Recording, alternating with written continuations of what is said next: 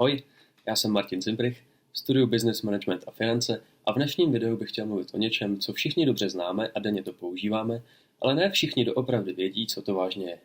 Peníze. Většina lidí si asi představí ty bankovky a kovové mince, co máme všichni v peněžence, což samozřejmě peníze jsou. Ale když se na to podíváme v tom širším smyslu, tak zjistíme, že za peníze se dá považovat skoro cokoliv. Podle téhle mojí učebnice ekonomie můžou být peníze všechno, co splňuje 3 základní požadavky. Za prvý slouží ke směně. To znamená, že nám pomáhají dostat věci, co chceme, o něco líp než jenom směnný obchod. Kdyby peníze tuhle funkci neměly, představte si, že vždycky, když byste šli nakoupit, byste si museli do toho obchodu přinést plnou tašku věcí, jenom abyste je tam mohli měnit za jiné věci, pro které jste si doopravdy přišli. Tuhle roli teda plní naše bankovky a mince. Kdybychom se ale jako společnost dohodli, že místo toho budeme používat třeba kameny, tak by to mohlo fungovat úplně stejně. Kámen? Zde. Kámen? Zde. Kámen? Zde.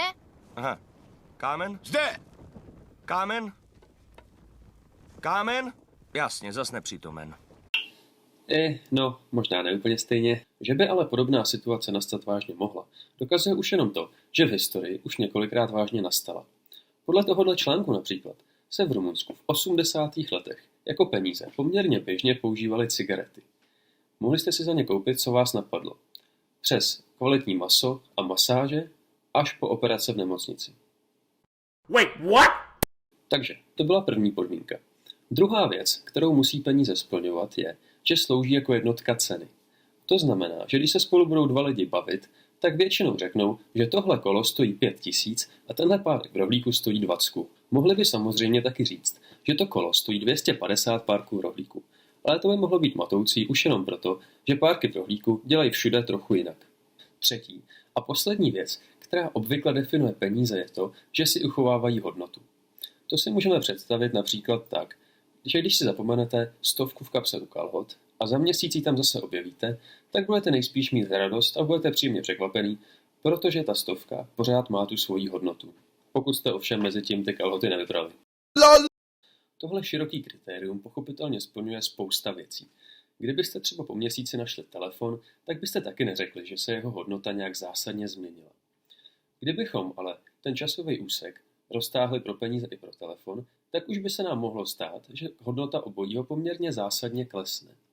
U peněz se tomuhle jevu znehodnocování říká inflace, ale o té si něco povíme až jindy. Kromě těchto 3 základních charakteristik se peníze dají obecně rozdělit ještě na 2 druhy. Komoditní a takzvané fiat peníze.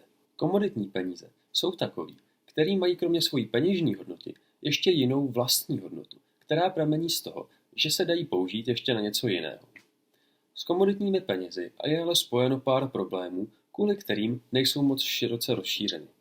Jeden z takových problémů může být spojen s kvalitou těch komoditních peněz.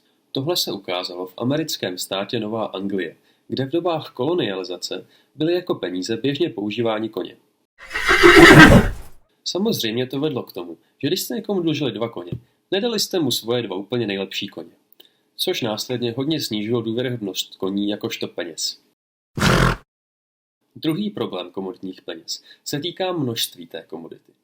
Tohle se ukázalo také v Americe, kde během zlaté horečky, když se vytěžilo víc zlata a dostalo se hodně zlata do oběhu, tak tím pádem klesla jeho hodnota.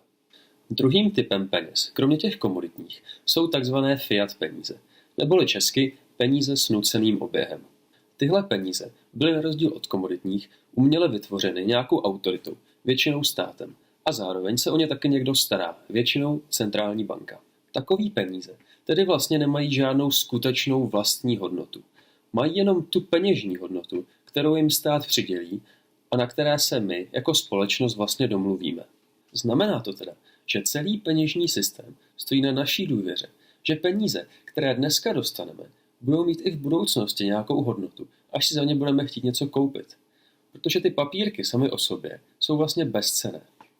Tohle zdůrazňuje i slavný český ekonom Tomáš Sedláček, který se na věci rád dívá trochu víc filozoficky. Podle něj jsou peníze jakousi duchovní dohodou mezi lidmi, takový krevní oběh a energie celé společnosti. V jeho očích se totiž peníze můžou změnit na cokoliv. Na bochník chleba, dům anebo dálnici, ačkoliv sami o sobě vlastně vůbec nic nejsou. Teď si možná říkáte, že peníze nejsou až tak jednoduchá a jasná věc, jak si všichni myslí. To není žádná ostuda. Spousta chytrých lidí studuje peníze celý život a pořád je, kam ten výzkum posouvat. Tohle video je teda jenom takovej krátkej úvod a takovej povrchní pohled na tohle složitý, ale všude přítomný téma. Pojďme si to teda na závěr shrnout. Peníze jsou cokoliv, co může sloužit jako prostředek směny, jednotka ceny a zachovatel hodnoty. Peníze mohou, ale nemusí mít skutečnou hodnotu. Komoditní peníze mají svou vlastní hodnotu, protože mají jiné využití než jako peníze. Fiat peníze, neboli peníze s nuceným oběhem, slouží pouze peněžnímu účelu. Jejich použití je řízeno vládou a nemají žádnou skutečnou hodnotu. Díky za dokoukání. Doufám, že se vám moje první video líbilo a že jste se třeba i něco málo dozvěděli. Budu strašně rád za jakoukoliv zpětnou vazbu a za nápady na budoucí videa. Ještě jednou díky a zatím ahoj.